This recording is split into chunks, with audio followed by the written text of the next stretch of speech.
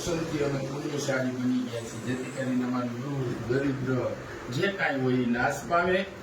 મંત્રહીનમ ક્રિયાહીનમ ભક્તિહીનમ ગણેશ્વર યદ પૂજિતમ મયા દેવ પરિપૂર્ણ તદસ્તુ મે પરિપૂર્ણમ તદસ્તુ મે.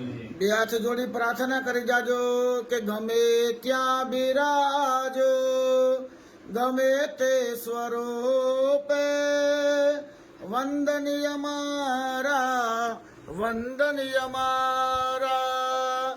નીલ ગગનમાં તારાઓ ન તેજમાં પૃથ્વી સ્વરૂપે અમારા રે માનમાં ગમે ત્યાં બિરાજો, ગમે તે સ્વરૂપે વંદનીય